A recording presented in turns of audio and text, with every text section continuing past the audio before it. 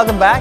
Prosperity is something everyone aspires for. This is why books on the subject fly off the shelves fast. Well, a new book that shares principles for success and insights on how to find prosperity was recently launched with great reviews. Joining us now is the book's author, Mr. Carl Bautista, or rather Carl Balita, and he is also a host on DZMM's Radyo Negosyo. Here's his book right over here. All right, Dr. Carl, all right, Doctor of... Clarification, I'm a Doctor of Humanities. Doctor of Humanities? Doctor of Education. All right, there you go. So, this is a great book. I mean, and like we said, it's the subject matter of this is always, of great interest to everybody. I mean, calling it prosperity, success, and happiness of being rich. I mean, this is something everybody's interested in. Yes, especially that we have to campaign that Filipinos should read. And I'm hopeful that they will read books like this because the beauty of a book written by a Filipino is it fits with the culture of the Philippines and the culture of the Filipinos. Okay. I guess we should start with a few definition of terms here. I mean, when we talk about success, prosperity, are we talking strictly of monetary things? Are we talking about just how to get rich? Not necessarily. For the past 10 years that I've anchored my program in DCMM, I've realized that, by the way, asking the stories of the rich and the famous, and when I also became the president of a chamber, the Quezon City Chamber of Commerce, I had a chance to rub elbows with the rich and the famous. And whenever I ask them a common question of what brought them there, when I say, famous is not only being rich, but it's also being happy. Okay. There seems to be one answer to my question. And I tried to apply it in my life, and it worked. So what I thought of is the idea of putting it together in the context of the Philippine culture. And figured out how I can come up with a framework that can be easily an enabler to Filipinos who would like to follow the footsteps of these many people. Okay, well, without giving away too much of what's in the book, what did you notice were some of the hallmarks of successful, happy, let's call them prosperous people. Yeah. By the way, not every successful people I've met are happy. Okay. And not every happy people I've met are successful. Okay. A lot of them are in the mental hospital. Okay. Let's go back to that though. I mean, let's define prosperity. Let's define being successful. I mean, you yourself said that. I mean, not every happy person is successful, and not every successful person is going to be happy. But shouldn't the two come together at some point? Not necessarily. Not necessarily. It's a matter of choice. It's how you optimize your resources. Okay. To me, prosperity is your ability to optimize your gift. Okay. Your gift of self, and your ability to see the life-giving forces around you in terms of relationships, in terms of experiences. Most of us will believe that experience is the best teacher. Right. I don't believe that. Experience may be a worse teacher. Like, for example, when we were in school, we didn't like teachers who will give the tests first before the lessons. Okay. But that's how experience will teach you. It will give you the test first before the lesson. Then the best teacher for me are the experiences of other people. All right. And that's exactly where prosperity will have to come in. I have the word prosperity has 10 words, 10 letters rather, and every letter corresponds to a principle. Okay. Like, for example, P stands for purpose-driven vision. Not every Filipino will sit right now and will live the day right now thinking of what's in store for the future. So it's a matter of the future becomes a chance rather than choice. So they don't create the future because they don't know it. You'll never go somewhere you don't know. You'll never, if you don't know where you're going, you'll never get there. So, like, for example, P stands for purpose-driven vision. Right. So every person should be able to define that ideal state of the future which you hope to be and which you dream of.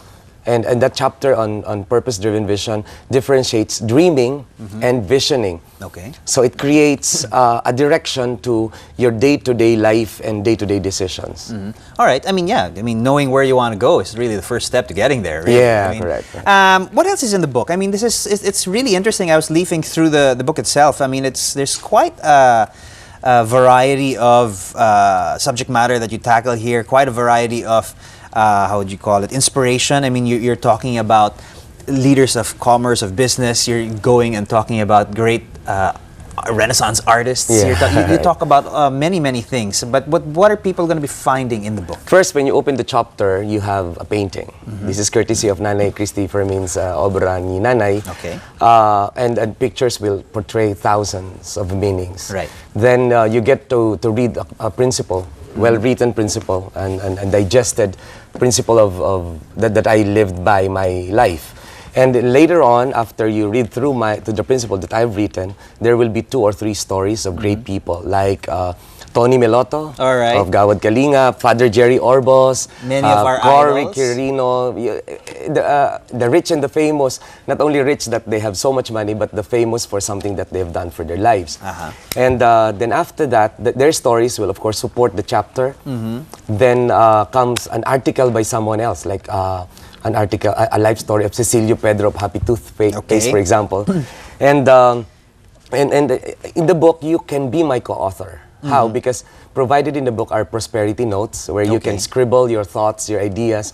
So the book becomes you.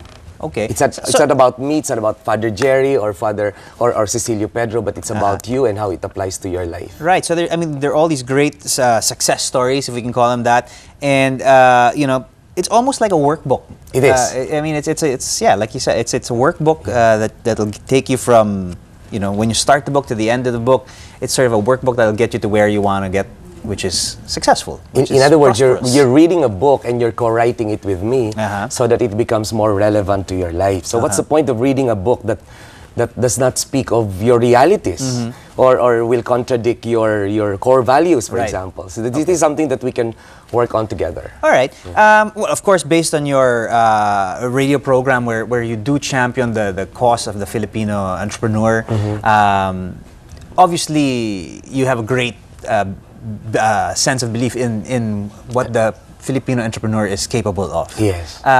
Is that something that's latent inside everybody? Does everybody have a mind for business? Is business and entrepreneurship the sure way towards prosperity and success? Not necessarily the sure way, but every Filipinos are very creative and very innovative. Once we were called the great imitators. Okay. And imitation is the beginning of entrepreneurship. Okay. Well, I'm not encouraging imitation as a way to entrepreneurship, but imitation is your ability to duplicate something you've seen that is good. All right. Then all Filipinos need to learn is how to transform this creativity and innovation into something that becomes an enterprise, so that it will generate not only profit, but it will generate values to people you serve. And in the book, I've said that only the poor will work for the money. And I stand by it. Meaning, if you do business to make money, don't do business. All right. Do business to offer something, and money becomes a score in the scoreboard.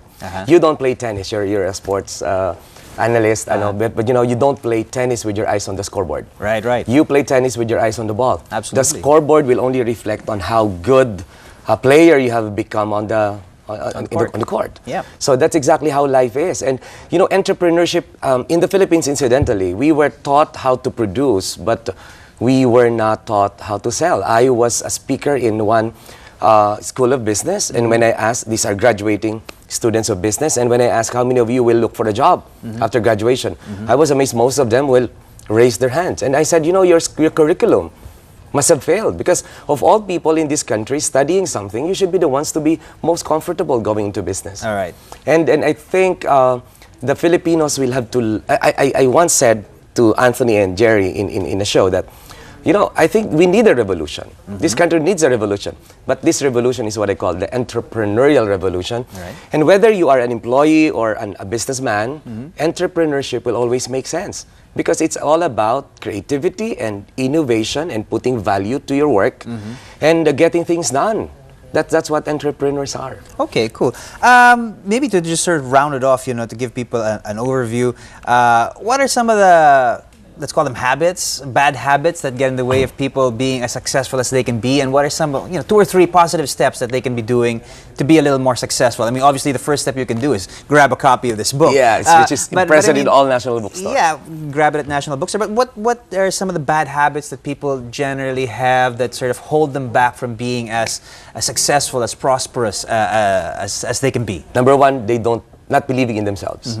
If you don't believe in yourself, you are not able to tap the greatest resource in you and the greatest gift in your existence. Never doubt yourself, therefore. That's the lesson. Number 2 is being afraid to fail. Because people who will be afraid to fail will probably not even try. All right. So don't even be afraid of failing. Because, failures are stepping stones to success. All right. There are no mistakes, just lessons.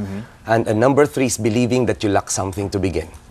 You always have to remember that everything you need to start a journey is already in you. Okay. So some will put out the law of attraction. I put out law of recognition. You have to recognize that everything you need to succeed and to be prosperous is already in you. All you need to do is just to acknowledge that they are present in you and in the relationships that you have and in the experiences that you have been through. After having recognized it and projecting yourself to a future that you want rather than the future that is created by somebody else and by circumstances, then you just realize that you're taking small steps towards it. Right. And that's common among all people. The epilogue was written by the matriarch of National Bookstore, Socorro Ramos. Okay. And after reading the book, what she said, Carl, this is so beautiful that a Filipino has written something that seemed to have synthesized the lessons of other people, not only from business, but from social entrepreneurship, like Tony Miloto, Right. from the religious orientation, like Father Jerry Orbos, and others, from many people. And at the end of the day, Nanay Coring, as we call her, will say that every Filipino should really read something like this. Instead of just dwelling on what's negative around us, appreciate what's beautiful and what's positive around you, and there's so much. There are so many things you can be thankful about. All right, good stuff. Well, let's round it off with what's the number 1 tip? What's the first thing people should do to get on the road to prosperity? The number 1 is to look into yourself. Okay.